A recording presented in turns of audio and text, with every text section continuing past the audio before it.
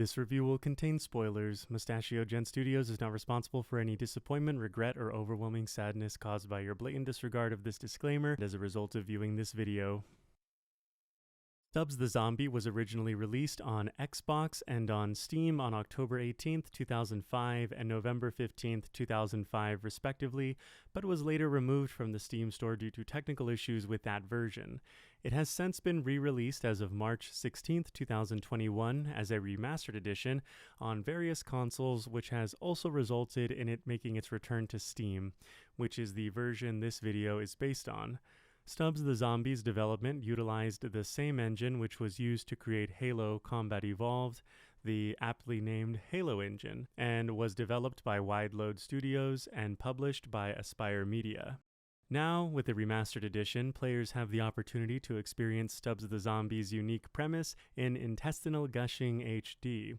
What sets Stubbs the Zombie apart from the majority of available zombie titles is that this game gives players the admittedly rare opportunity to experience the zombie-driven narrative from the perspective of the zombies themselves, and most importantly, the opportunity to be popular by way of flexing Stubbs' people skills, thus gaining loyal allies.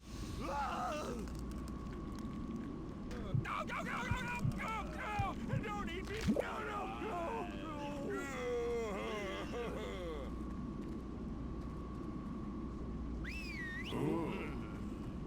Of the majority of the mainline zombie titles from major studios, I could only think of the following games which allow you to play the role of the zombies themselves in some capacity: Dead Rising 4, Left 4 Dead, Dying Light, and Plants vs. Zombies, with Dead Rising 4's playable zombie experience being relegated to the Frank Rising DLC, and the latter three titles being either extra modes or based around online gameplay. Stubbs the Zombie is one of the only games I can think of whose plot and gameplay was constructed from the ground up with the intention of having a zombie as a lead character. If anyone can think of any other examples, definitely let me know, because I'd love to know of any titles with a similar premise. The following segment will entail a breakdown of the story of the game for those of you who aren't particularly interested in experiencing the game for yourself. For everyone else, please skip to this timestamp. The game starts off with Stubbs coming to in the year 1959, emerging from a patch of grass in Punchbowl, Pennsylvania, the city of the retro future. A city governed by pleasure, comfort, and safety, in part by the auspiciousness of Dr. Herman Y., and moreover the fat stacks of the world's richest man, Andrew Munday, beginning his adventure with a good deed. He stole my hot dog! Oh my goodness! Oh my! Looks like he's having some kind of brain seizure. We'd better find some way of relieving the pressure in his head. Why me? Oh my... I think Wow, you sure calmed him down. He's not even twitching anymore. Stubbs is quickly on his way to making a name for himself in town. Although the game throws you right into the action, there is still a degree of progression in combat and overall difficulty. Starting with only basic attacks and the ability to make fast friends with his enemies, Stubbs soon learns how to assert his flatulent dominance in order to stun and impress his enemies. You're going downtown. Hey, hands where I can see him. Ah, my brain! Stop hitting me! Woo! Now seems like a good time as any to mention Zombo and Monday Vision. They are purely aesthetic filters and serve no purpose other than to present a different visual feel to the experience. I ended up turning them off entirely, but leaving the film grain on, which is why the majority of the footage looks different than it did at the beginning of the game. Stubbs has automatically regenerating health, although you can manually recover some health by ingesting gray matter. This also serves to replenish a portion of his special moves, of which he does acquire 3 more later on. A frustrating gameplay quirk I encountered was the fact that it was seemingly random as to whether or not Stubbs would in fact consume enemies' brains or simply detach their arm to use as a weapon. The issue being that detaching the arm does not replenish health or any special move meters. I tried approaching dazed enemies from different angles to see if that had any effect, as well as pressing and holding the consume button versus tapping it, but it did not seem to make any difference. It got pretty annoying, especially towards the end of the game, but it was not a deal breaker by any means, as it was more common that he would actually munch the noggin. Making his way through town, Stubbs boards the monorail and comes across an advert for the Fertile Crescent featuring Maggie Monday. who seems to catch our protagonist's fancy. Now with a somewhat evident goal in mind, Stubbs begins his quest to find Maggie. Fertile Crescent mainly consists of piloting the Sotomobile and interacting with various control rooms in order to gain access to deeper sections of the facility in order to make our way back out to the surface. Learning how to throw and detonate our organs along the way, which in turn also turns defeated enemies. We are ultimately introduced to a member of the Quaker State Irregulars, who do not seem to take kindly to Stubbs' antics. Well, Galdane, the dead walk. Oh, mighty voices in my head, I'll never doubt you again. The commies have infiltrated this country so completely, not even the dead have turned against us. We see that the police are looking for a suspicious individual and evidently are aware of Stubbs' unique disposition. Been a bit of lawlessness this afternoon. Strangest thing, this gentleman, a very ill one by the look of it. Wait a minute. Green skin, festering wound in his guts, ugly tie. I'm never gonna get used to seeing that. Huh. Ain't that a kick in the head? Stubbs does what any undead criminal would do at this point and takes the fight directly to the police department. We see that the chief is a proactive and health-conscious individual, encouraging his officers to ensure that they are keeping up with healthy living habits despite the current state of literal pandemonium. This is the chief, reminding you that all the ruckus outside doesn't give you an excuse to slack off on your calisthenics. A healthy cop is a happy cop. I'm happy. Are you happy? And if you're not, why not? Get happy. Get healthy. Masters out. The police eventually get serious, and Stubbs is soon apprehended by the Punchbowl Police Department SWAT team.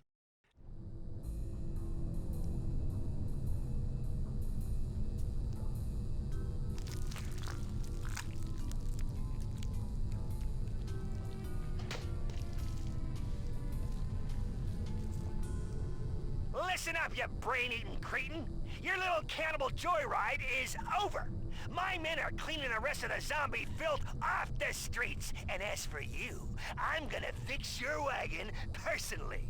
Dr. Y is on his way over right now, but I'll be dancing on your grave long before he arrives. I wonder if there'll be anything left for him to dissect.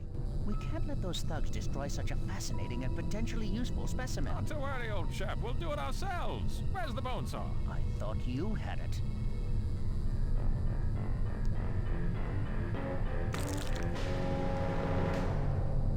After being threatened by the police chief directly and finding that his new host won't be any more merciful either, Stubbs decides to get creative and detach one of his limbs. As Stubbs the Hand, you can crawl along walls and ceilings as well as travel through vents, giving you alternative routes with more cover and opportunities to surprise the enemy. This is critical as the primary function of the hand is the ability to take control of opposing enemies. Most all humanoid enemies, excluding bosses, can be controlled this way, though there are some occasional exceptions like the SWAT members for instance. When controlling an enemy character, you have the ability to holster any weapon they may have. However, I quickly found that it made no difference in gameplay, as the protruding arm no doubt gave me away to no surprise. I had hoped that perhaps holstering a weapon could give me the opportunity to blend in with enemy NPCs, or maybe provide alternative gameplay mechanics or routes. But then again, this is a game from 2005, so that might be too much to expect. But I suppose it would be pretty stupid if no one reacted to me just because I didn't have a gun when I had a severed zombie arm digging into my brain. Using this new ability, Stubbs is able to free himself and make his way through the remainder of the police station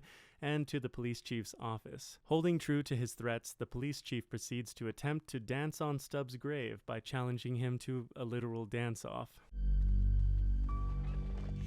I'm glad you came directly to my office. It's much more convenient if I kill you here. You're about to learn you can't escape the long arm of the law. I told you I would dance in your grave, and I meant it. This segment features the original covers of classic songs which were produced specifically for this game, my personal favorite being the cover of Strangers in the Night by Cake. Although I would love to sample some of these songs here for you, I greatly fear the persecution of any copyright holders, so you're on your own to check those out. Although they are incredibly easy to find and are even available on Spotify. And I do definitely recommend checking out the OST for yourselves. Getting back to the dance-off, I, for whatever reason, was absolute trash when it came to this segment in all honesty, and I had such a hard time beating him. I don't think it's any fault of the games whatsoever, just me sucking. The only thing I could really put my finger on was when I would perform inputs, it would make an associated sound, but when the police chief would perform his inputs that I was to copy, there were no sounds whatsoever, at least as far as the inputs. And that was kind of throwing me off, as dumb as that might sound. Either way, I somehow managed to beat him, and the chief proceeds to boogie his way to a beautiful death.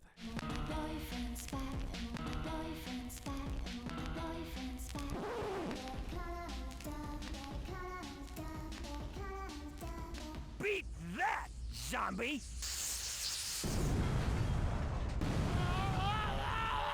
Interrupting young lovers, Stubbs quickly makes his way to the street level and proceeds to his next destination, the shopping mall. Stubbs makes his way through the parking garage and finds that, like his other appendages, his head can also be utilized as a regenerating weapon, which affects a larger area than his organs, but like the organs, also turns defeated enemies. Approaching the mall, Stubbs encounters the Quaker State Irregulars in full force, who we see being led by the member from the earlier cutscene. Upon reaching the top level of the mall, we find someone almost as handsome as Stubbs, who puts up quite the fight and serves as the first proper boss fight of the game, if you're not counting the SWAT members from earlier. You finish him off!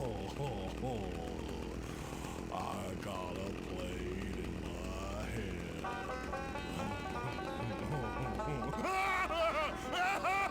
After besting Bayou Bob, we find that the Irregulars leader is named Otis, and we subsequently hitch a ride on his truck out of the area and back to his farm.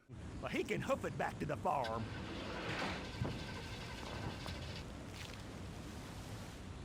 Come on now, old Otis is in a hurry. I know you won't fail me, old trusty iron steed.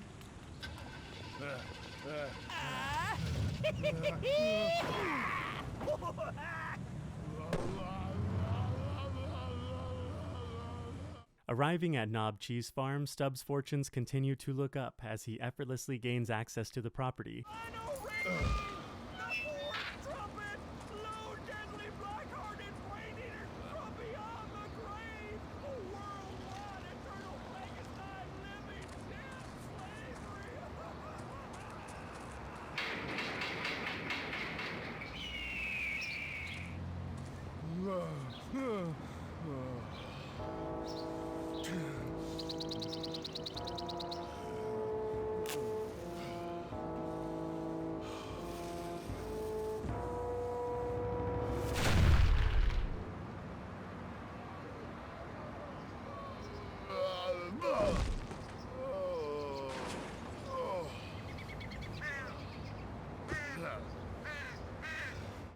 Proceeding through this farmstead sees Stubbs squaring off with a multitude of shotgun-toting country fellas that prove to be quite the scrappy lot, especially as you have to contend with 3 chainsaw Billy Bobs. Thankfully, a nearby tractor with high-tech modifications makes short work of the crew.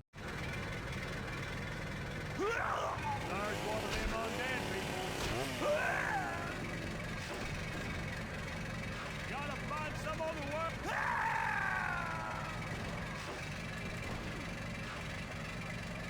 I also have to say that I love Stubbs' pep speech in the barn. Brave! Brave! Brave! Brave!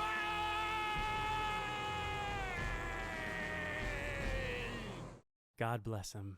Making his way through the Quaker State Irregulars compound, Stubbs comes face to face with Otis, revealing there to be some previous relationship between the two. No one gets away from Otis Monday, not even you! Hey there, fella. Long time, eh?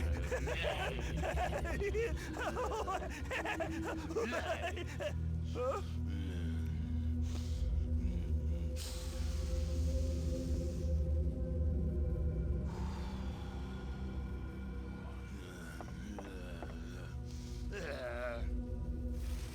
Son of a bitch!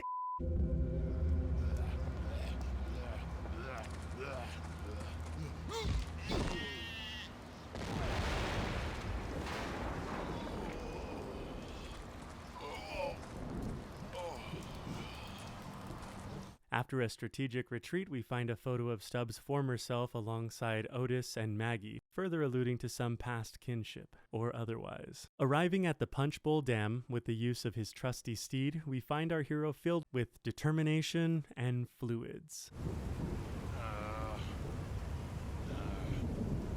The enemies in this area utilize a variety of laser weapons. There's a particular scientist enemy type that wields a rapid-fire laser cannon that physically lifts enemies into the air, but that goes the same for Stubbs, so it can either be your best friend or worst enemy depending on the situation and whether or not you're able to possess or snack upon him effectively. Upon reaching the dam's water supply, Stubbs proceeds to live out his toxic male fantasy by urinating what seems like gallons of fluid into the reservoir.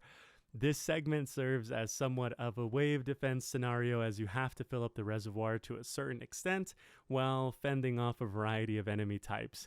I found myself being tossed into the reservoir itself several times, but thankfully that only results in being warped to the entrance of that area, but dying outright does start the process over again. Stubbs proceeds to overload the breakers with the help of his zombie kin so that the dam can be subsequently purged, along with the remnants of Stubbs' contaminant. The following scene depicts zombies roaming about prior to Stubbs coming to, which seemingly suggests that his passive passings bore fruit among the Punch Bowl populace. Met with militarized countermeasures, Stubbs proceeds to make his way towards Dr. Herman Y's laboratory, where it is then revealed that he has been constructing clones in order to create the perfect Punch Bowl citizen. Reanimation is the result of a catalytic reaction with a grass fertilizer I developed for Punch Bowl.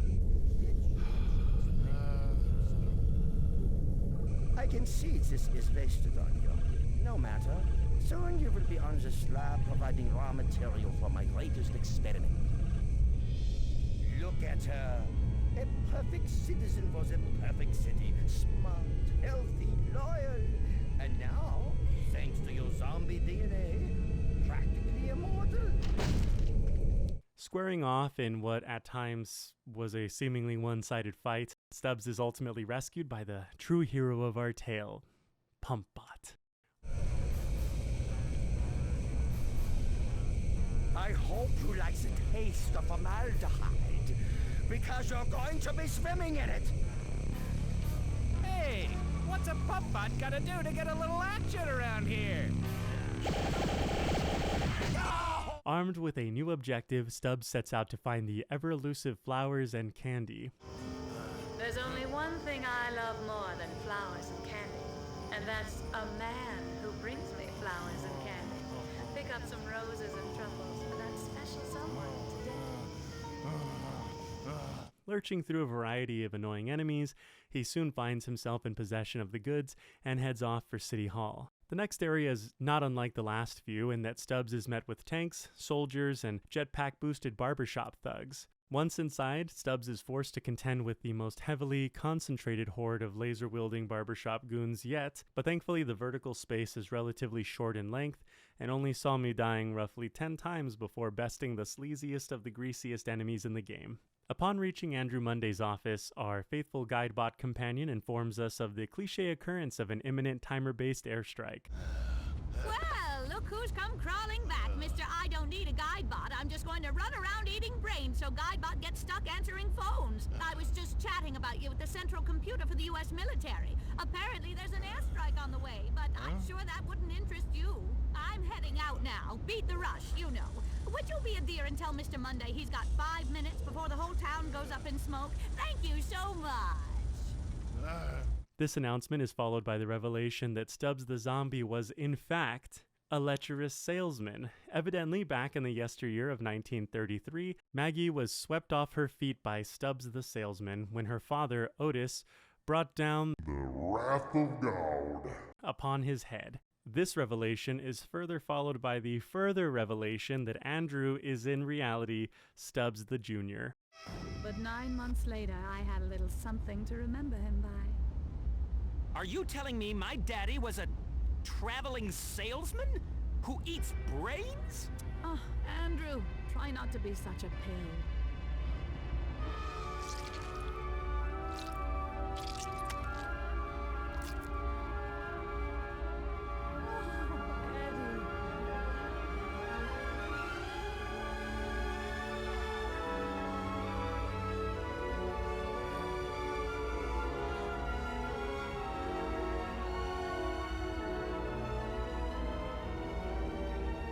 Upon Stubbs and Maggie sharing a forlorn lover's embrace, Andrew quickly retaliates from within the safety of his semi-impregnable 360-degree rotating desk/quasi-laser armament launcher. 30 minutes and about 15 deaths later, Andrew nearly succumbs to the same fate as the rest of Punch Bowl, when he is seemingly saved by Maggie the Zombie.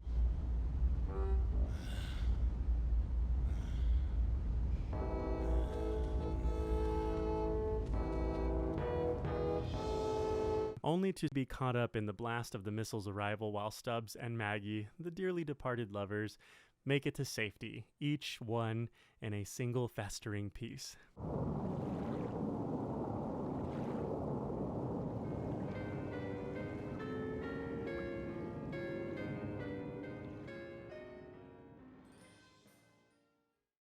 And there you have it, a love story for the ages, matched only by literary masterpieces such as Romeo and Juliet and Requiem for a Dream. Overall, despite the story being somewhat bare bones, the gameplay was simple but fun, interspersed with a couple of creative objectives like using the bodies of the dearly departed as conduits for electricity, or amassing enough of the living dead to aid in bringing down a reinforced wall. I also enjoyed small details like when using a possessed soldier's sniper rifle, the scope would be partly obscured by a stray follicle for whatever reason, and that Stubbs' cigarette smoke can actually be seen wafting from his exposed intestines. Being able to infect NPCs as an in-game mechanic can often make for some chaotically fun enemy encounters, and was a feature that felt more fleshed out by later games like Overlord and Pikmin. Not in regards to the infecting of individuals, of NPCs in order to produce minions, but of just a minion system in general. I'm sure there are a variety of other games prior to Stubbs the Zombie and even Overlord and Pikmin, which utilized some kind of minion mechanic that I'm not aware of, but anytime I think of that concept, I always think of Pikmin and especially Overlord. Though as a revision of an older title, it can have its buggy moments.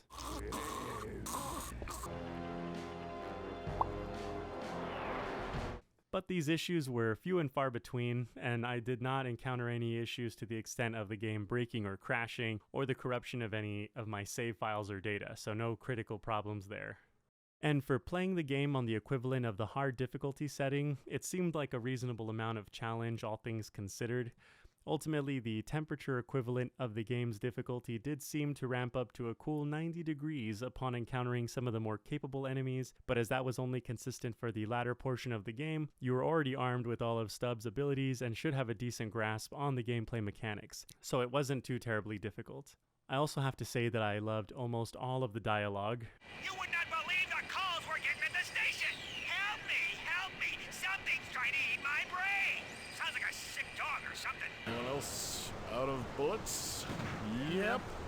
Some folks go for cannabis. Is everything satisfactory, Miss Monday? Yes, Sonny. Sure you don't need anything? A cold drink? No. Cigarette? No. Foot massage? Oh, what? Oh, Fred. I think we're moving a little fast. Relax, baby. Ted would have wanted it this way. I watched him die. Yeah, like 3 hours ago. Notably, some of the random NPC in-game dialogue was good too. Just like in that movie about the zombie! My soul! Eating brains is strictly Dennisville, Daddy-O! Good! I'll show you hard science! The barbershop quartet enemies singing when they're in play is an especially nice touch. There's nothing gonna get past us. For a 17-year-old game that was a product of its time, being released alongside great titles like Destroy All Humans, Dead Rising, and the Family Guy video game, I can say that I thoroughly enjoyed Stubbs the Zombie and would recommend it to you if you or one of your friends loves campy, goofy sci-fi material. Oh, did I mention? It's also 2 players. Yeah, Stubbs the Zombie can be played in split-screen mode and can even be enjoyed with a friend over Steam's Remote Play, and I would assume if PlayStation or Xbox has an equivalency to Remote Play, then Likewise, you could also play it in that capacity. Player 2 takes on the role of Stubbs in his evening formal attire, and you can play through the entirety of the single-player story mode with a friend. From what I could tell, the enemies did seem to be scaled up somewhat in terms of damage output and hardiness, so it's not reduced to a mediocre difficulty by playing in split-screen mode by any means. I personally enjoy when a game does allow you to play the story mode as is with a buddy, whether it's online or in person, as opposed to relegating it to special modes only like some games have done in the past. However, I think it would have been better if there were 1 or 2 bonus modes exclusive to the 2-player mode in addition to the main story mode. A mode where you compete to see who can create the biggest army first and battle each other to the death, or compete to be the first to eat so much that Stubbs explodes would have been fun. A game I often think of that scratched that itch for me, although it may seem random, was Castle Crashers, which allowed up to 4 players to play the entire story mode together, but also included mini-games like All You Can Quaff, where you competed to see who could finish their meals the fastest. Evidently, my desires seem to gravitate towards eating, which is no surprise. Ultimately, Stubbs the Zombie was a lot of fun, and I would recommend it for the unique gameplay alone, especially if you have a friend who would be interested in joining you. Thank you so much for taking the time to watch, listen, or both, and I hope you have a wonderful one.